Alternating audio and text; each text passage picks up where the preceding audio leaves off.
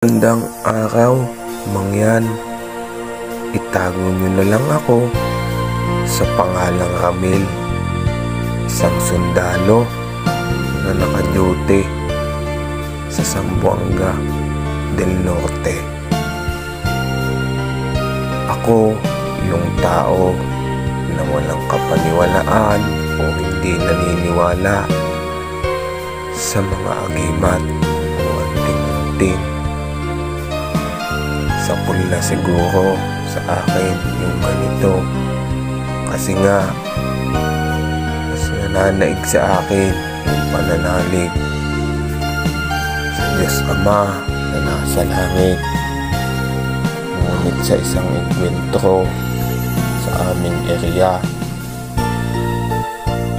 sa bakbakan, sa pagitan ng sundalo at mga bandido, si Robert ay isa sa matalik kong kabady sa aming pulutong.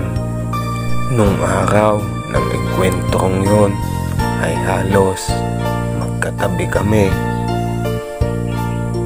sa putukan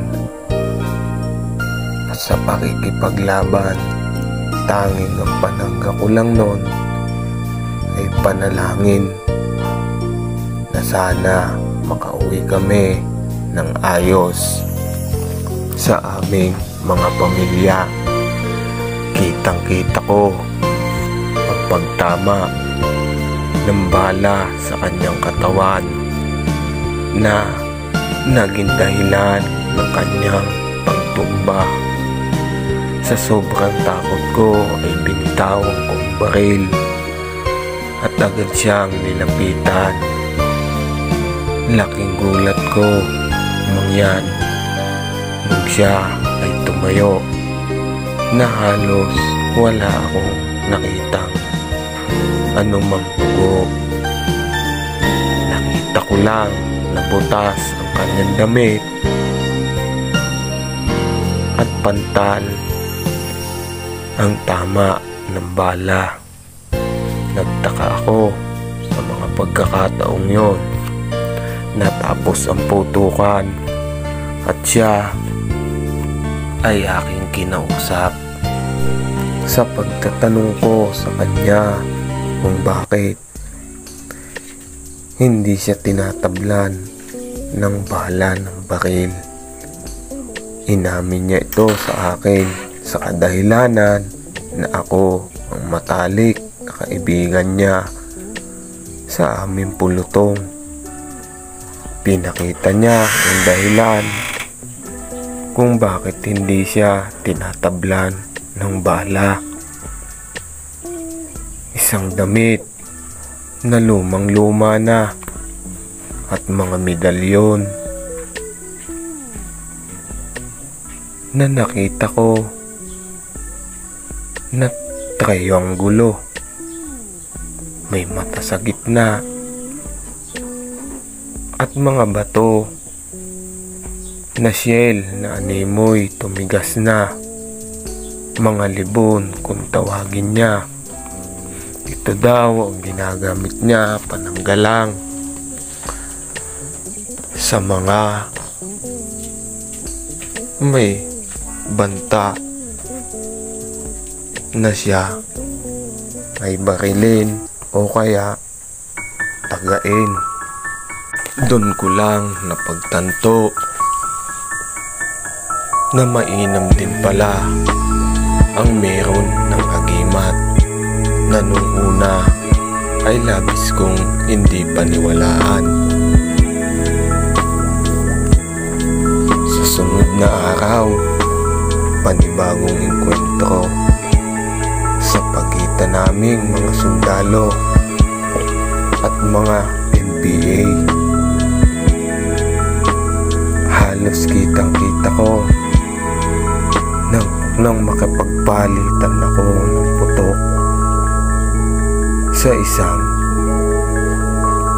NPA na animoy nakatayo lang pumuputok ng baril. Ngunit ipinagtaka ko ang aking mga nakita. Halos halos hindi siya tamaan ng aking mga bala. Agad na lumapit sa akin ang aking kaibigan at sinabi niya sa akin, "Ramil, may agimat yan. Ako na ang bahala dyan." Sa pagkakataong yun ay pinatago na lang niya ako sa isang puno at siya ang nakipagpalitan ng putok. Sa halos 1 minuto na palitan nila ng putok ay nakita ko na bumagsak ang kaibigan ko at ang bandido. Noon ko lang nakita na nasugatan ang aking kaibigan. Nalabis ko ding pinagtaka. Nagsalita siya, "Ramil, ang buhay ay may hangganan kung talagang kukunin ka na niya. Hindi nababase sa agimat. Ang haba ng buhay ng tao." Habang nagsasalita si Ramil, baka sa kanyang mga mukha na nahihirapan na ito, pinayuhan niya ako. "Ramil, manatili ang pananampalataya sa Diyos. Pananalig, yun ang pinakang matibay na agimat. Lagi mong tatandaan na lahat ng agimat ay may hangganan. Lahat ng agimat ay may pangontra." Habang tinititigan ko ang aking kaibigan, tinatanggal niya lahat ng mga medalyon upang ipasa sa akin. Mga damit na luma, mga mutya na nakabigkis sa kanyang baywang. "Tanggapin mo ito, aking kaibigan." Sambit niya sa akin, "Ingatan mo at iingatan ka nila. Hindi ka iiwanan ng gamit kung inaalagaan mo sila." Hindi kinaya ng kaibigan ko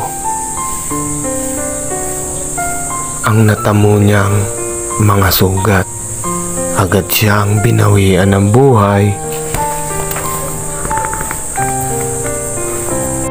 Pero kahit nasawi ang aking kaibigan, sa engkwentrong yun ay nagtagumpay pa din. Kaming mga sundalo, napakarami ng nakulimbat naming gamit. Matataas na kalibre ng baril, maging ang kanilang gamit na mga agimat, mga pinagbabawal na gamot. Sa mga panahong yun, mangyan, tumaas ang ranggo ko. Ngunit baka sa aking mga alaala ang pagkalungkot sa pagkawala ng aking kaibigan. Ngayon, ako ang nag-aalaga ng iniwan niyang mga agimat. Maraming salamat. Lubos na gumagalang, Ramil. Sana po ay may natutunan kayo sa aking panibagong upload na video. Nagpapasalamat po ako. Muli po, agimat na mangyan.